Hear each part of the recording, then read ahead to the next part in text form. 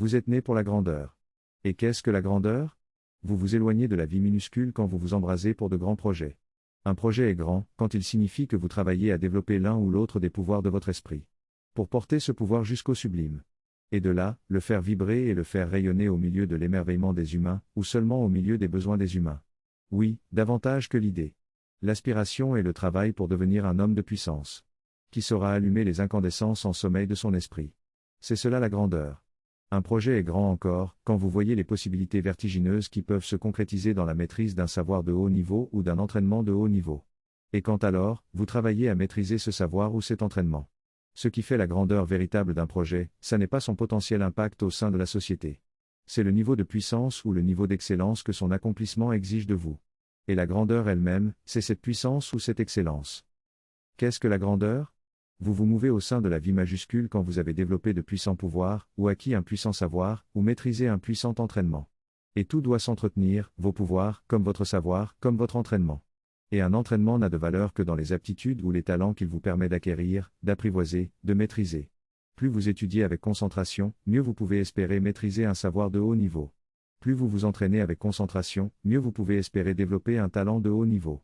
Plus vous pratiquez avec concentration, mieux vous pouvez espérer éveiller un pouvoir de haut niveau. Appelons tout cela, de la puissance. Car c'est exactement ce que c'est. Le virtuose dans son art et l'éminence dans sa discipline. Ainsi que le possesseur d'un pouvoir puissant. Ont de la puissance, une grande puissance. Et leur vie est majuscule parce qu'ils exercent cette puissance. Ils dansent avec cette puissance. Et ils la font danser dans leurs mains, dans leur poitrine, dans leur esprit. Qu'il s'agisse de pratiquer, d'étudier ou de s'entraîner. Il s'agit de travailler à développer de la puissance. Qu'importe si cette puissance consiste dans un savoir de haut niveau, ou dans un talent de haut niveau. Il n'y a pas qu'une seule expression de la grandeur. L'éminent mathématicien a de la grandeur, ainsi que le puissant guérisseur dont les mains brûlent du feu magnétique.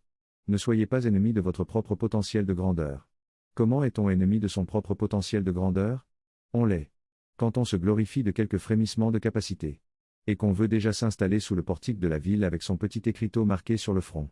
Quand vous faites des progrès, même modestes, Dan, est-ce le développement de vos capacités? Vous pouvez en être fier, et cela est sain.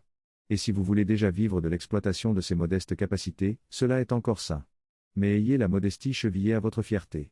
Mais bien souvent, si vraiment la grandeur est votre objectif, il vaut mieux vivre d'une autre activité, tout en cultivant secrètement et ardemment les capacités qui vous intéressent plus profondément.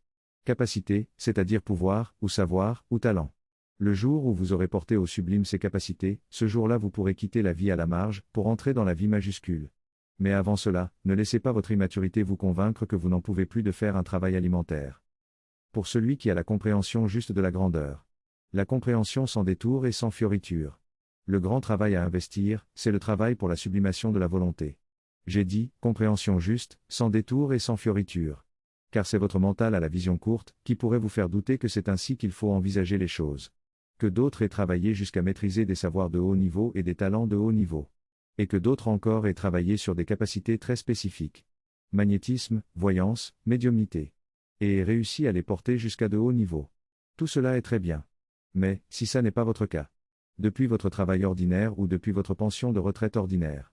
Ou encore depuis votre modeste niveau ou votre travail de modeste magnétiseur, de modeste voyant ou de modeste médium.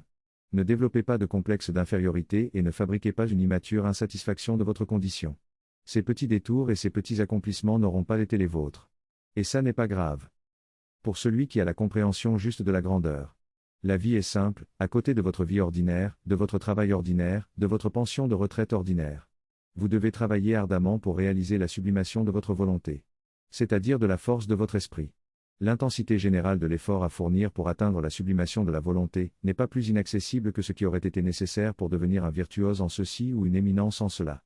Et de même qu'un étudiant ira jusqu'à son doctorat en faisant à côté des boulots alimentaires, vous n'êtes pas moins capable de travailler à la sublimation de votre volonté en assurant par ailleurs un travail alimentaire. C'est seulement dans les complexes d'infériorité que fabrique votre mental, que les choses peuvent paraître d'une difficulté insurmontable. Ne vous laissez pas impressionner par le fait que certains trônent déjà sur des collines. Ce que vous devez viser, c'est le soleil de la volonté. Si vous parvenez à magnifier votre volonté, ne sortez pas encore sur la scène du monde. Travaillez encore. Et si vous parvenez à transfigurer votre volonté, ne sortez pas encore sur la scène du monde. Travaillez encore. Quand vous aurez réalisé la sublimation de votre volonté, vous ferez ce que vous voudrez. Mais en attendant, acceptez qu'un enseignant spirituel vous conseille sur la bonne conduite à tenir. Ayez extérieurement une vie ordinaire et normale. Et qu'importe si elle est en apparence conforme aux clichés de métro boulot dodo. Et travaillez ardemment pour réaliser la sublimation de votre volonté.